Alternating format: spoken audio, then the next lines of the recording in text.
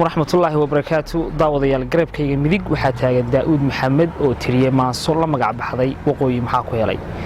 Daawud waxa kula kulmay magaalada Laascaanood ee xarunta gobolka Sool Daawud waxa uu ka yimi dhanka Itoobiya waxa uu soo galay Wajaale xarigii Wajaale markuu soo galay xaggan waqooyi uu soo gudbayay marka sida inoo sheegay xariga Wajaale waxa ku agdhow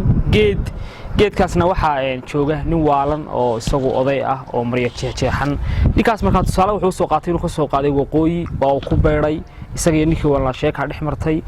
oo waqooyi ah isna uu la sheekaystay bal Daawud waxaan uga warramo qisadan isay ku dhacday iyo xilliga uu tiriyay wiigii hore Soomo oran bal aad Soomaali weyn waqooyiga Soomo qaban Wajaale markaan galay xariga weydaartay baan wadada waaxdeedan bidix quraca weyn ee ku yaal odaga loo waabay talada laga wadi jiray gogosha wacan ay u tiil oo showaa hore qalalay ku day labadaydan wiil waqooyiba Soomo arag kolkii hore waan gafo nin waashaan moodayay haddaan wajigiisa day xasuusuhu ii warramay salaan ula weecday deed weydiin degdegana ku iri waqooyi maxaa ku helay doraad sawtaad wacnayd talada sawtaad wadee calanka walhinaysay walaalaha goobase shantoo isweheshatiyo midnimo u wakiil ahayd xagee wax ka waalanayeen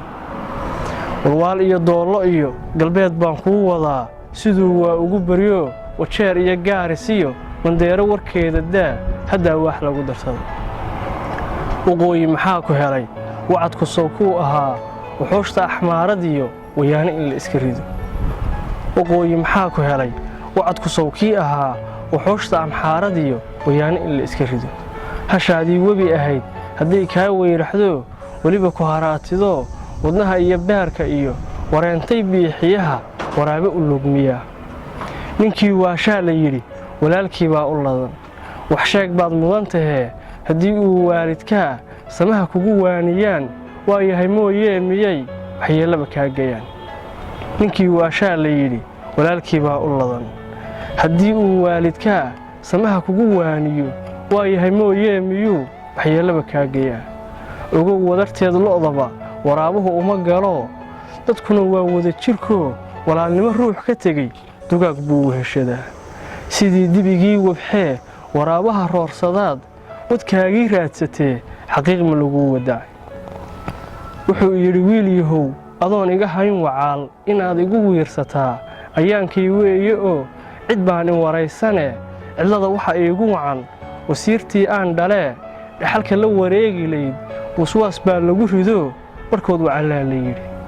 dhegtii weelayna saa wacyiga kaa qaadatee wanaag ruux aan lahayn ku daashay waanadii qabiil waladkay dhahaan mid weeyey caasiyo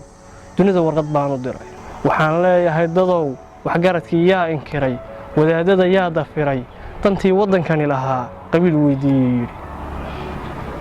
darwiish laba waran sitiyo fardihii walhad lahaa difaaciyo weerarkiyo kuwii waardiga u galay kufriga warasada xun leh kuwii gooyey wadnaha nin soo weel qaata iyo gumaystaha waabin jiray